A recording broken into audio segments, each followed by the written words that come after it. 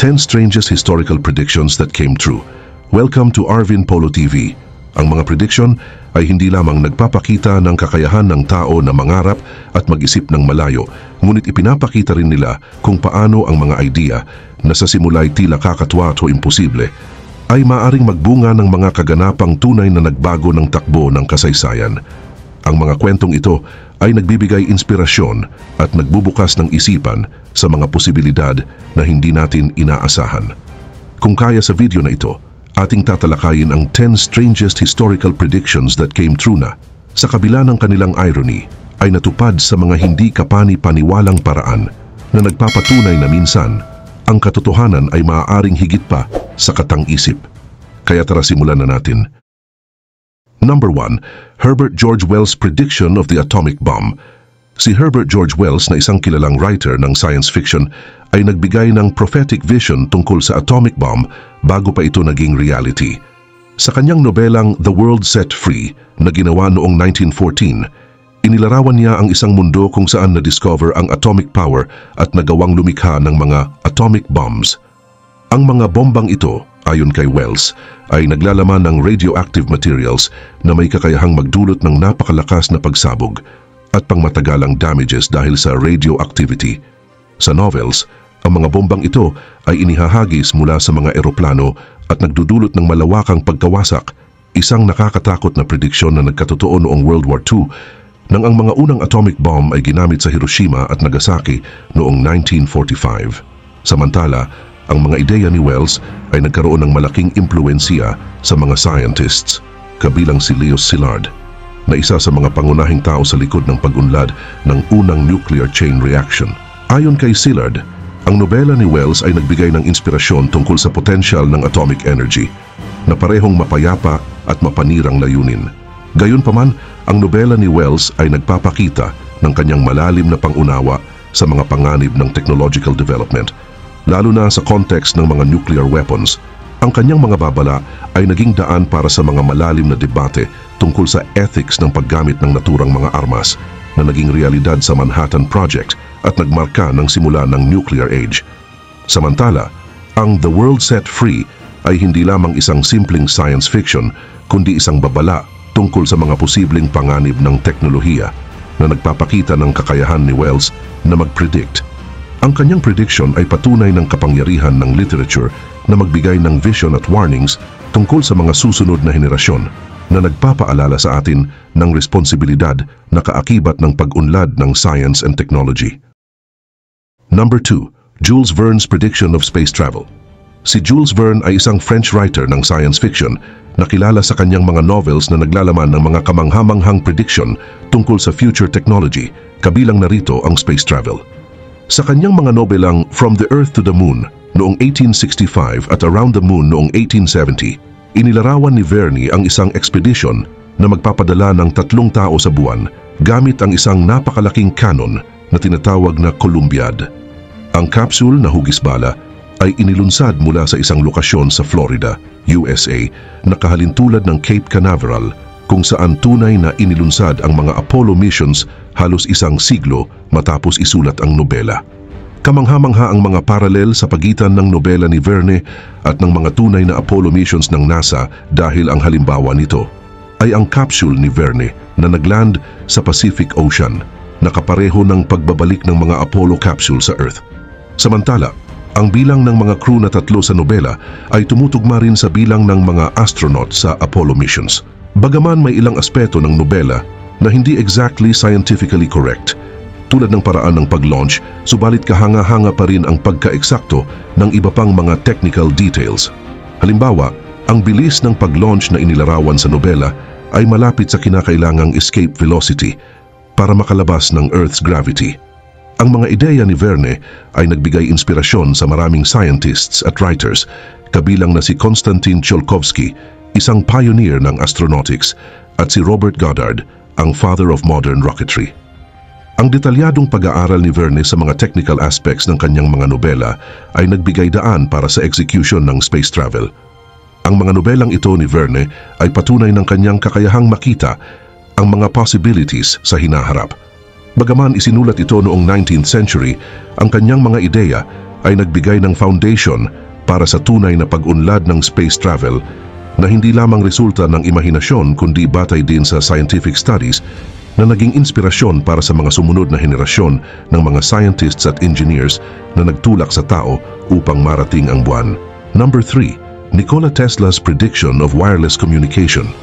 Si Nikola Tesla ay isang kilalang inventor at engineer, ay isang visionary na nakapredict ng future communication bago pa man ito naging posible.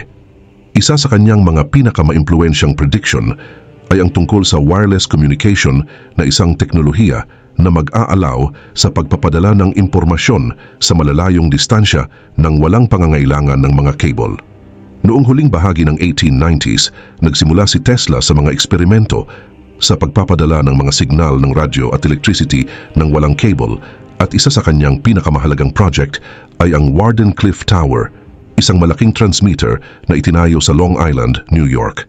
Layunin ng proyektong ito na magpadala ng wireless energy at communication sa buong mundo.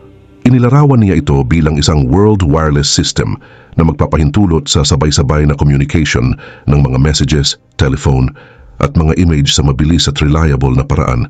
Bagaman, hindi natapos ang Wardenclyffe Tower dahil sa kakulangan ng pondo at suporta mula sa mga pangunahing financier tulad ni JP Morgan, ang mga ideya ni Tesla ay nagkaroon ng malalim na impluensya sa future technology.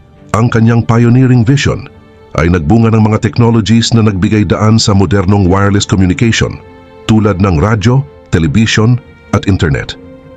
Ang mga naunang experimentation at theory ni Tesla ay nagbigay inspirasyon sa mga susunod na inventor tulad ni Guglielmo Marconi na mas kilala sa pagkilala bilang inventor ng radyo.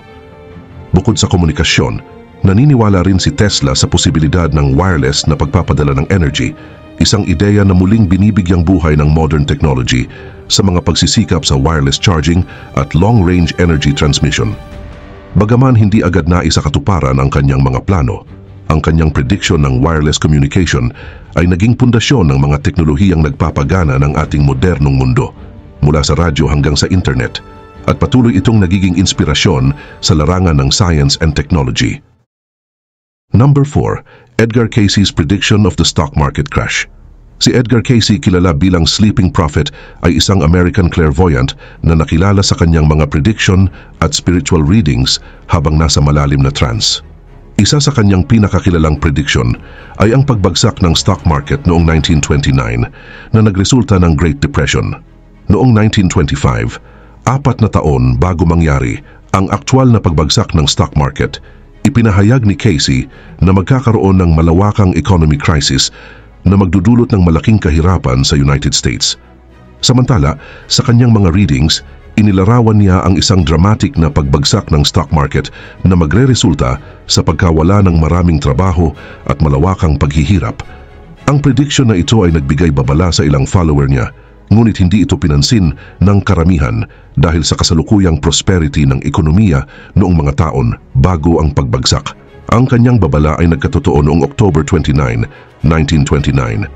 Nakilala bilang Black Tuesday, kung saan ang stock market ay biglaang bumagsak, nagdulot ng pagkawala ng trilyon-trilyong dolyar at nagresulta ng pinakamalalang economic crisis sa kasaysayan ng modernong mundo. Ang pagbagsak ng stock market ay nagresulta sa Great Depression, isang dekadang panahon ng matinding kahirapan, mataas na unemployment rate at pagsasara ng mga bangko. Ang prediction ni Cayce ay nagpalakas ng kanyang reputation bilang isang tunay na clairvoyant na nagbigay ng babala tungkol sa darating na tragedy bago pa man ito mangyari. Bagaman mayroon siyang mga taga-suporta, hindi rin nakaligtas ang kanyang mga predictions sa criticism, kung saan ang ilan ay naniniwalang ang kanyang mga readings ay maaaring resulta ng malalim na understanding sa mga trend ng economy.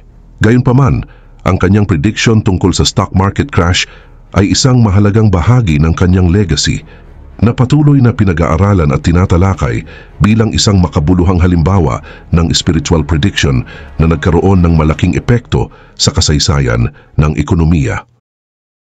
Number 5. Leonardo da Vinci's prediction of helicopters. Si Leonardo da Vinci ay isang henyo ng Renaissance at hindi lamang kilala sa kanyang mga obra maestra sa sining, kundi pati na rin sa kanyang mga makabagong invention at scientific studies. Isa sa kanyang pinakakilalang prediction ay ang concept ng helicopter na kanyang tinawag na aerial screw. Noong mga 1480s, sa kasagsagan ng kanyang mga experimentation, nilikha ni Da Vinci ang design ng isang device na kahawig ng malaking tornilyo o helical screw na gawa sa linen at pinalalakas ng 4 na tao. Ang kanyang idea ay simple ngunit revolusyonaryo dahil ang pag-ikot ng spiral ay nagpuwersa ng hangin pababa, nalilikha ng pag-angat at magpapahintulot sa paglipad pataas. Ang design ni Da Vinci ay isa sa mga pinakaunang pag-aaral sa principle ng vertical flight, isang concept na sa huli ay magiging batayan ng modern helicopter. Bagaman ang teknolohiya noong kanyang panahon ay limitado at hindi sapat upang isakatuparan ang kanyang aerial screw, ipinakita nito ang kanyang malalim na understanding sa physics of flight at ang kanyang foresight na malayo ang narating. Ang kanyang mga ideya ay hindi lamang nagbukas ng daan para sa karagdagang pag-aaral sa aerodynamics, kundi nagsilbing inspirasyon din sa mga inventors at engineers sa mga sumunod na henerasyon.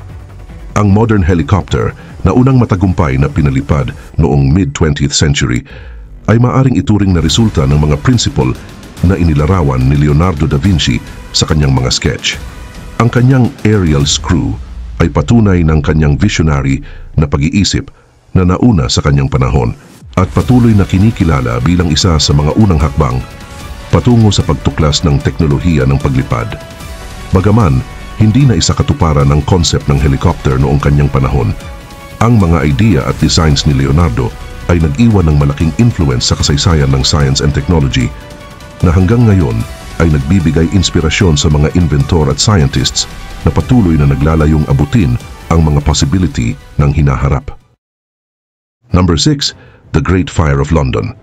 Ang Great Fire of London noong 1666 ay isa sa mga pinakamatinding sunog na naganap sa kasaysayan ng lungsod at ito'y tila predicted na bago pa man ito nangyari.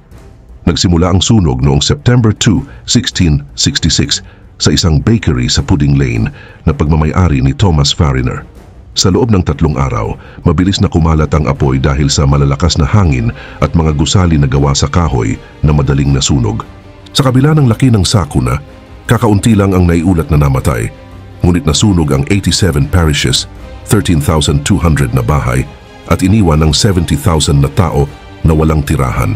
Ang malaking bahagi ng London ay nawasak at ang sunog ay nagdulot ng malawakang pagbabago sa disenyo at structure ng lungsod.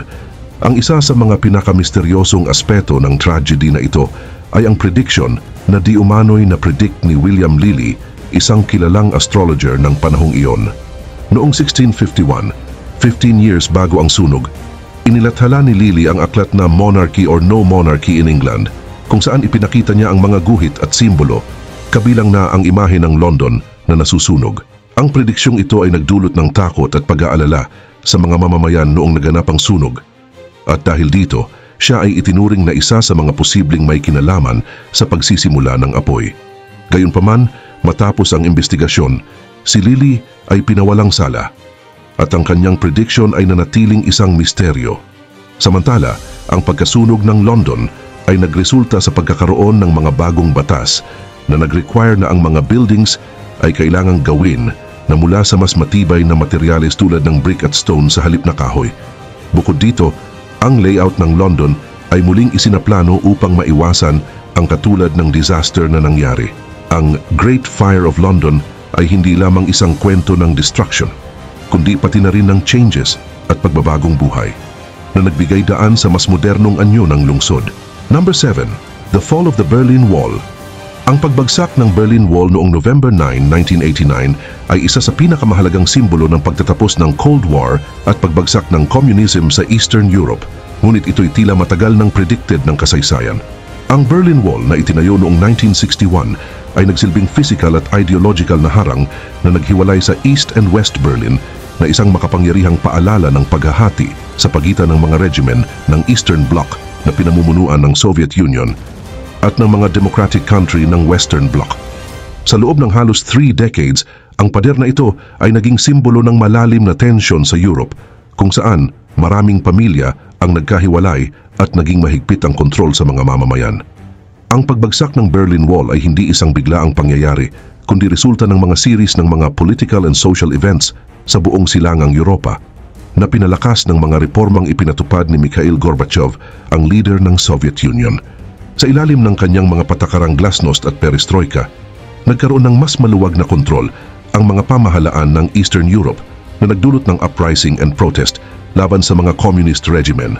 Isa sa mga kilalang prediction ng pagbagsak ng pader ay nagmula kay Ronald Reagan, dating Pangulo ng United States, na noong June 12, 1987 sa isang talumpati sa harap ng Brandenburg Gate ay matapang na hinamon si Gorbachev na sirain ang pader na ito. Bagaman ang pahayag na ito ay tila isang political challenge, 2 taon matapos ang kanyang talumpati, ang pader ay bumagsak na tila nagbigay buhay sa prediction ni Reagan.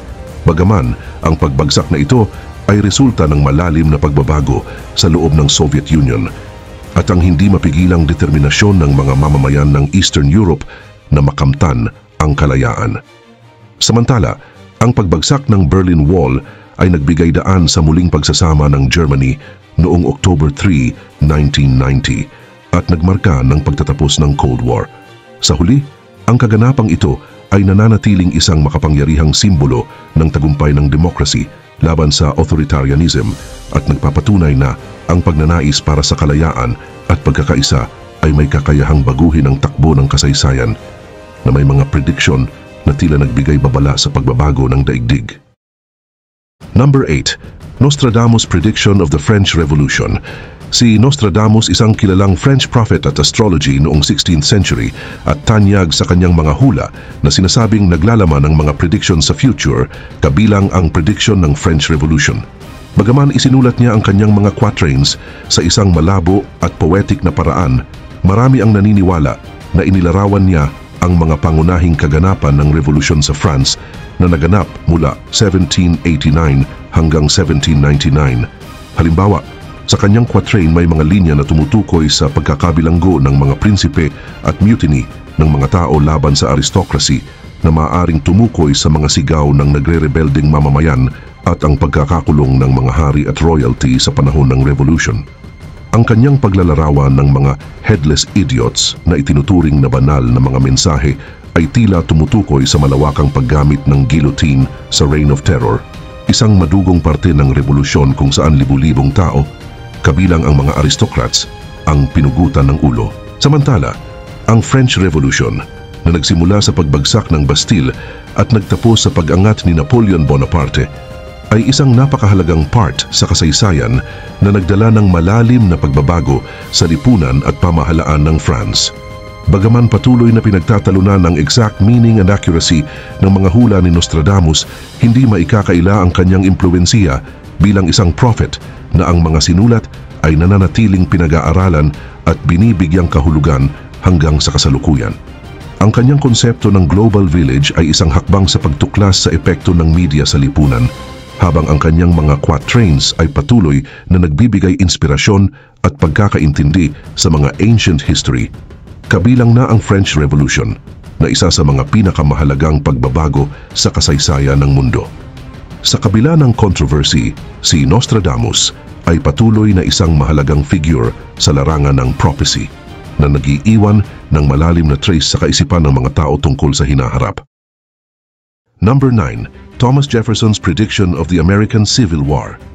Si Thomas Jefferson, isa sa mga founding fathers ng United States at ang third president ng bansa, ay nagbigay ng maraming deep insight at babala tungkol sa hinaharap ng Amerika, partikular na ang kanyang takot sa issue ng slavery, na maaaring magdulot ng pagkakawatak-watak ng bansa. Bagaman hindi niya direktang inihula ang American Civil War na naganap mula 1861 hanggang 1865, marami sa kanyang mga sulat, lalo na ang kanyang sikat na liham kay John Holmes noong 1820, ay nagpakita ng kanyang takot na ang issue ng slavery ay maaaring maging sanhi ng isang malaking crisis. Sa sulat na ito, tinukoy ni Jefferson ang slavery bilang isang fire bell in the night na nagpapahiwatig ng isang impending disaster.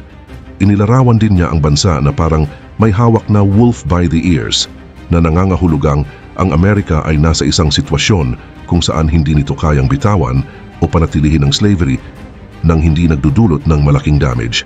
Samantala, nakita ni Jefferson ang Missouri Compromise noong 1820 bilang isang pansamantalang solusyon lamang na hindi makakapigil sa conflict na dulot ng slavery. Ang kanyang mga kinakatakutan ay naging totoo noong 1861 nang pumutok ang American Civil War, na pangunahing dahilan ng hindi pagkakasundo sa isyu ng slavery at ng malalim na tensyon sa pagitan ng mga states sa North and South. Gayunpaman, ang digmaan ay nagdulot ng malawakang pagkawasak at pagkamatay at nagwakas lamang sa pagsuko ng Confederate States at ang pagtigil ng slavery sa buong bansa.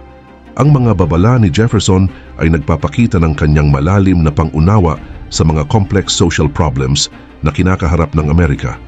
At bagaman hindi niya personal na naranasan ang digmaan, ang kanyang mga salita ay nagsilbing prophetic na babala tungkol sa mga panganib ng hindi pagkakasundo sa usapin ng morality at human rights.